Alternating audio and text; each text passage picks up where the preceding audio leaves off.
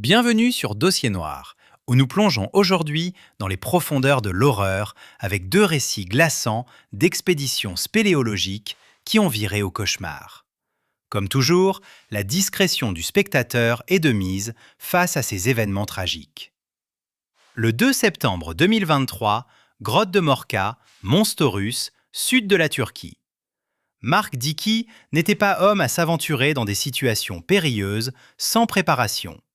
À 40 ans, il comptait parmi les spéléologues les plus chevronnés des États-Unis. Un homme qui avait passé des décennies sous terre, explorant des réseaux dans 20 États américains différents et 10 pays. Il avait consacré une part considérable de sa vie d'adulte, non seulement à la découverte de grottes, mais aussi à l'enseignement de pratiques sûres. Il était instructeur pour la Commission nationale de sauvetage spéléologique, secrétaire de la commission médicale de l'Association européenne de sauvetage spéléologique, et avait fondé sa propre organisation à but non lucratif dédiée à l'éducation en spéléologie. Si l'on devait dresser une liste des personnes sachant exactement ce qu'elles faisaient en s'aventurant sous terre, Mark Dickey figurerait en tête.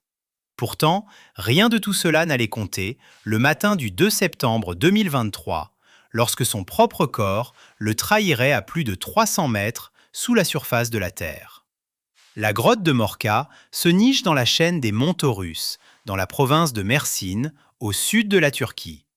C'est la troisième grotte la plus profonde du pays, s'enfonçant d'environ 1276 mètres, directement dans le substrat calcaire des montagnes. Ce n'est pas une grotte pour les visiteurs occasionnels ou les amateurs curieux. Il faut pas moins de 15 heures à un spéléologue en excellentes conditions physiques et expérimenté pour atteindre la surface dans des conditions idéales.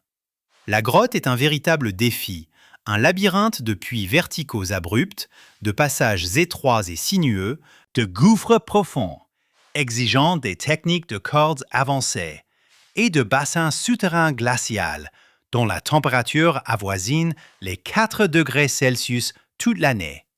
C'est, dans tous les sens du terme, un environnement extrême.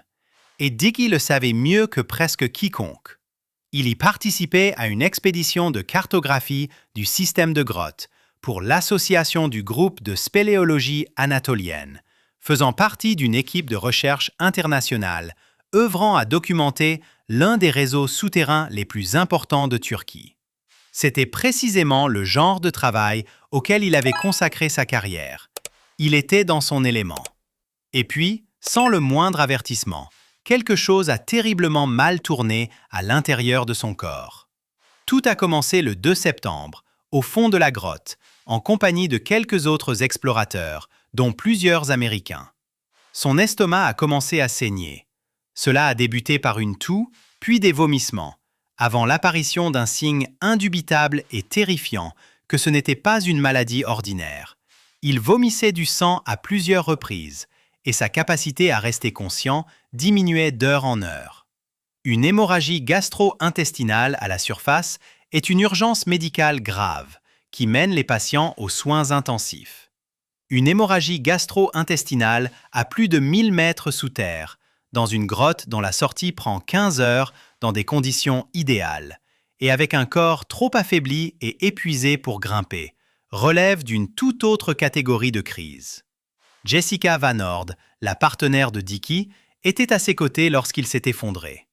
Elle-même secouriste spéléologue et ambulancière qualifiée, elle fut frappée par une force qu'elle décrirait plus tard comme incomparable à tout ce qu'elle avait jamais rencontré, en le découvrant recroquevillé en position fétale, pâle et à peine conscient.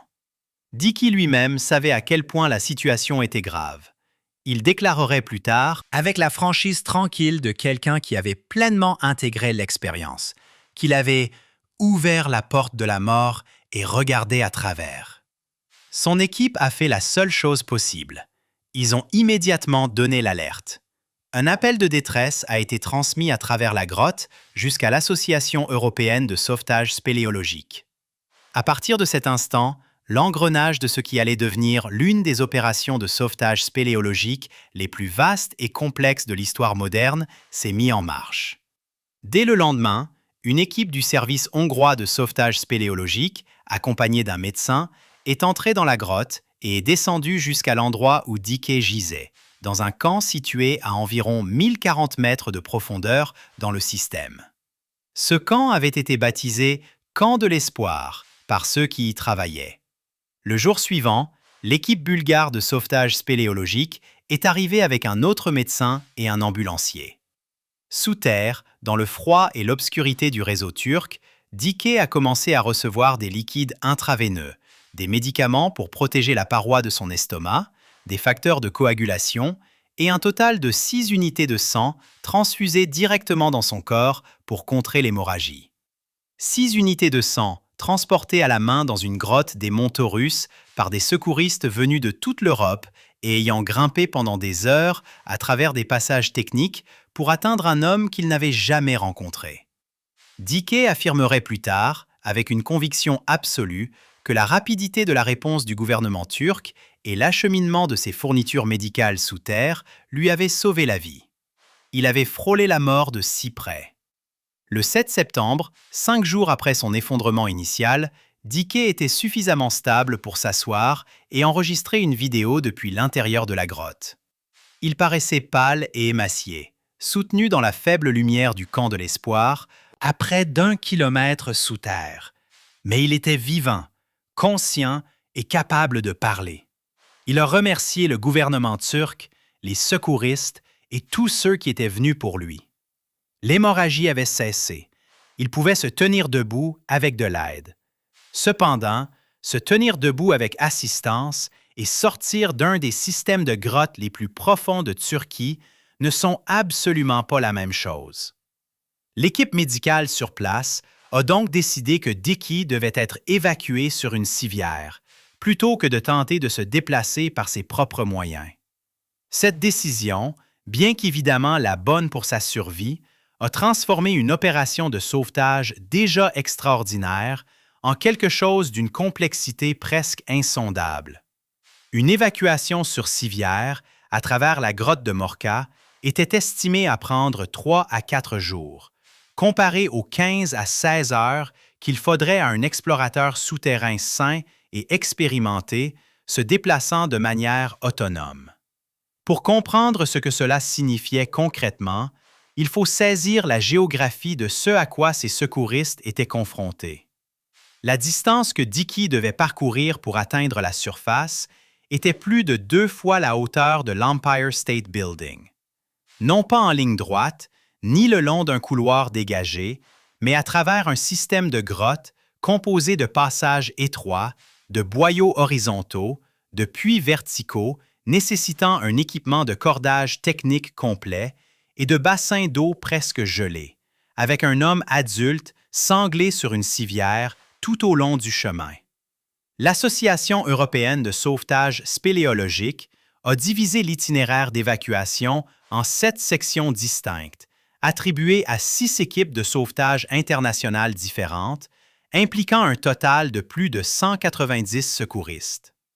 Des médecins, des ambulanciers et des spéléologues expérimentés venus de Hongrie, de Bulgarie, d'Italie, de Croatie, de Pologne, de Roumanie, d'Ukraine et de Turquie, tous coordonnés dans un système de rotation par équipe qui maintenait l'opération en mouvement 24 heures sur 24, sans qu'aucune équipe ne soit poussée au-delà de ses limites.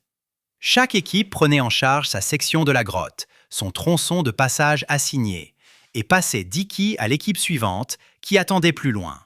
Une course de relais menée dans l'obscurité, à l'intérieur d'une montagne, avec la vie d'un homme comme témoin. Pendant toute la durée de l'évacuation, Dickey était enveloppé sur la civière, relié à une perfusion, un médecin à ses côtés à chaque instant. Conscient, alerte, il dépendait entièrement des quelques 200 personnes autour de lui, transporté à travers des passages qu'il connaissait intimement et pour lesquels il ne pouvait offrir aucune aide à la navigation. Cette impuissance particulière, pour un homme du calibre de Dickey, dont la carrière avait consisté à aller chercher d'autres personnes sous terre, ajoutait une couche d'épreuve psychologique à son calvaire physique. Jour après jour, la civière progressait vers le haut à travers la grotte de Morca, section par section, équipe par équipe. Chaque puits vertical impliquait l'installation de systèmes de hissage et une coordination précise entre des personnes travaillant dans des conditions froides, exiguës et humides, avec presque aucune marge d'erreur. Chaque section horizontale exigeait de manœuvrer une civière à travers des passages conçus par la nature pour un seul corps humain se déplaçant seul, et non pour une charge lourde et les mains de 6 personnes la guidant. À l'extérieur de la grotte, le monde entier était en haleine. Des caméras de télévision s'étaient postées à l'entrée de la grotte dans les monts Taurus. Les parents de Diki suivaient chaque nouvelle. La communauté spéléologique mondiale surveillait les communications en temps réel et le gouvernement turc s'était pleinement engagé dans l'opération dès la première heure. Un engagement qui avait déjà fait la différence entre la survie de Deki durant ses premiers jours critiques et une issue fatale. L'opération, que certaines estimations avaient suggéré pouvoir durer 2 à 3 semaines, était menée sans relâche par près de 200 personnes travaillant par roulement, se reposant à l'intérieur de la grotte entre les rotations, mangeant et dormant sous terre, puis se relevant pour déplacer la civière une section de plus vers la surface. Le 13 septembre 2023, 11 jours après l'effondrement initial de Mark Deki au camp de l'Espoir, à 0h37 du matin, heure locale, il a été extrait de la grotte de Morca et ramené à l'air nocturne des monts Taurus.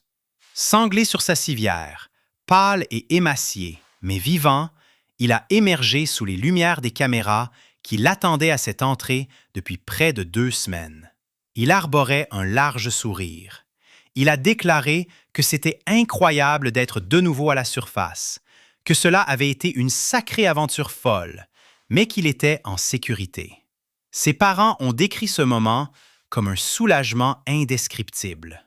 Le chef de l'autorité turque de gestion des catastrophes a confirmé que sa santé était bonne. Et quelque part dans la foule de ces personnes épuisées, salies, extraordinaires, qui venaient de passer la majeure partie de 2 semaines à grimper dans et hors de l'une des grottes les plus profondes de Turquie pour porter un homme en sécurité, près de 200 secouristes venus de tout un continent se sont enfin permis d'arrêter de bouger. Mark Deki s'est rétabli et, d'une manière qui en dit long sur le genre de personne qu'il est, il parlait déjà de retourner sous terre. Certaines personnes regardent à travers la porte de la mort et en reviennent transformées, les tenant éloignés du précipice pour toujours. D'autres la traversent, reviennent, se remettent et commencent à planifier la prochaine descente. Mark Deki a toujours été de la seconde catégorie. Restez avec nous jusqu'à la fin, car la seconde histoire vous révélera comment même les environnements souterrains, apparemment les plus inoffensifs, peuvent receler des dangers insoupçonnés. Le samedi 4 janvier 1975, grotte de Case, Floride. La grotte de Case n'est pas le genre d'endroit qui semble dangereux. C'est précisément ce qui la rend si périlleuse. Ce n'est pas un système de grotte techniquement exigeant. Pas de profonds puits verticaux, pas de passages sous-marins, pas de sections nécessitant un équipement spécialisé ou une formation avancée pour la navigation. C'est le genre de grotte qui attire spécifiquement les groupes inexpérimentés parce qu'elle ne se présente pas comme une menace. Elle semble gérable. Elle semble accessible. Et le soir du 4 janvier 1975, un groupe de 4 spéléologues novices s'y est aventuré avec la confiance décontractée que les grottes d'apparence accessible ont tendance à inspirer à ceux qui n'en ont jamais visité auparavant. L'une d'entre eux était Gwen Place, 23 ans, et c'était sa toute première fois dans une grotte. Le groupe avait parcouru environ 305 mètres depuis l'entrée lorsque la grotte leur a montré de quoi elle était réellement capable. La grotte de Case n'a pas de danger géologique spectaculaire. Ce qu'elle a, c'est de la boue. Une boue persistante et trompeuse qui s'accumule sur le sol des grottes et sur les bottes des personnes qui les traversent, s'épaississant à chaque pas jusqu'à ce que les semelles perdent toute adhérence initiale. Vers 18h30 ce soir-là, Gwen Place a glissé. Un instant, elle avançait dans le passage. L'instant d'après, elle dérapait. La boue sous ses pieds n'offrait aucune prise, aucune friction, aucune résistance d'aucune sorte. Elle a glissé sur environ 3 mètres avant que sa cheville droite ne se coince dans une fissure du sol de la grotte. Cette fissure a arrêté sa chute. Elle l'a arrêté à quelques centimètres d'une chute de près de 9 mètres qui l'aurait tué. Mais la force d'un corps humain en glissade, s'arrêtant brusquement contre un point d'ancrage inamovible, produit un effet très spécifique et brutal sur les os qu'il traverse. L'arrêt soudain a brisé simultanément les deux os de la jambe inférieure de Gwen Place, le tibia et le péroné. Et ce qui a suivi fut le genre de blessure presque impossible à décrire sans faire grimacer celui qui lit. Une fracture ouverte, avec près de 10 cm d'os saillant à travers la chair de sa jambe, déchiquetée et exposée, au fond d'une grotte, à 305 mètres de l'entrée. Dans l'obscurité, 2 membres du groupe ont immédiatement décidé d'aller chercher de l'aide. Ils ont fait demi-tour et sont retournés vers l'entrée, laissant Gwen avec le dernier membre de leur groupe. Heureusement, ils n'étaient pas entièrement seuls dans la grotte. Plusieurs spéléologues d'un groupe distinct, qui se trouvaient dans le réseau ce soir-là, sont restés avec Gwen et son compagnon, la gardant calme et immobile, faisant ce qui pouvait être fait sans équipement médical dans l'obscurité d'une grotte, pendant que quelqu'un qui pouvait réellement aider était en route. La défense civile du comté de Dade a été contactée à 19h05. La réponse a été rapide, remarquablement rapide même. Le personnel de la défense civile était à l'entrée de la grotte dans les 10 minutes suivant l'appel. Les membres de l'équipe de sauvetage qui sont entrés dans la grotte n'étaient pas des généralistes. Ils étaient compétents à la fois en spéléologie et en premier secours d'urgence, une combinaison qui comptait énormément compte tenu de ce dans quoi ils s'apprêtaient à s'engager. Ils sont entrés dans la grotte de Case vers 19h30 et ont commencé à se diriger vers Gwen Place. C'est ici que la situation est devenue plus compliquée qu'elle n'aurait dû l'être. Les 2 membres du groupe de Gwen, qui étaient allés chercher de l'aide, ayant parcouru les 305 mètres complets depuis le lieu de l'accident jusqu'à l'entrée pour guider les secouristes, n'ont pas pu indiquer le chemin exact où se trouvait Gwen. Dans l'urgence et la panique de sortir de la grotte pour donner l'alerte, ils n'avaient pas marqué leur itinéraire. Ils n'avaient pas noté de repères, n'avaient laissé aucune balise physique, n'avaient rien fait qui leur aurait permis de retracer le chemin précis menant à l'endroit où leur ami gisait, les os brisés, sur le sol de la grotte. L'équipe de sauvetage a été retardée, pas de manière catastrophique, ni définitive, mais retardée, passant du temps dans une grotte qu'ils ne connaissaient pas, cherchant une victime dont ils ne pouvaient localiser l'emplacement exact, tandis qu'une femme de 23 ans, souffrant de fractures ouvertes, gisait dans l'obscurité, attendant leur arrivée. Ce retard, dans une situation déjà définie par la douleur et la peur, était entièrement évitable. L'équipe de sauvetage l'a trouvé. Lorsqu'ils ont atteint Gwen Place, ce à quoi ils étaient confrontés n'était pas une simple fracture pouvant être gérée avec une attelle de base et une sortie prudente. La fracture ouverte, avec près de 10 cm d'os saillant à travers la peau, exigeait une immobilisation immédiate et minutieuse avant qu'elle ne puisse être déplacée ne serait-ce que d'1 centimètre. Ils ont équipé sa jambe inférieure d'une attelle pneumatique, un dispositif gonflable spécialisé qui soutient et immobilise un membre fracturé sans appliquer le genre de pression directe qui serait atroce sur une blessure de cette nature. Ensuite, ils l'ont transféré sur une civière Stokes, une civière en forme de panier métallique rigide, conçue spécifiquement pour transporter des personnes blessées à travers des environnements techniques confinés où une civière standard serait impossible à manœuvrer. Transporter une civière Stokes chargée sur 305 mètres de passage boueux, le même passage qui venait de laisser Gwen place au sol avec 2 os brisés, n'était pas une opération simple. Mais l'équipe de sauvetage était formée précisément pour cela, et ils l'ont déplacée avec précaution et méthode vers l'entrée. Ce qui est remarquable chez Gwen Place tout au long de cette épreuve, c'est son sang-froid. Une fracture ouverte est l'une des blessures les plus douloureuses qu'une personne puisse subir. La seule vue de l'os traversant la chair suffit à plonger la plupart des gens dans un choc psychologique sévère, sans parler du traumatisme physique de la blessure elle-même. Les lésions nerveuses, la destruction des tissus, les signaux de douleur aiguë émis continuellement par un membre violemment brisé sont le genre de choses qui dépassent la capacité du corps humain à faire face. Gwen n'est pas tombée en état de choc sévère. Elle a parcouru 305 mètres sur une civière à travers la boue et l'obscurité, portée par une équipe de secouristes travaillant avec précaution sur le même terrain qui l'avait mise à terre, sans que la situation ne se détériore davantage. Elle a été admise à l'hôpital local vers minuit et quart. Du moment de la blessure à l'admission à l'hôpital, le sauvetage entier avait duré environ 5 heures et demie. Elle a survécu. La blessure était grave et les circonstances qui l'entouraient étaient effrayantes. Mais Gwen Place est sortie vivante de la grotte de Case et a reçu les soins médicaux dont elle avait besoin. On ne peut pas toujours en dire autant des personnes qui se retrouvent avec des fractures ouvertes à l'intérieur de systèmes de grottes. Et la différence entre cette histoire se terminant comme elle l'a fait et se terminant bien pire se résume à une poignée de facteurs.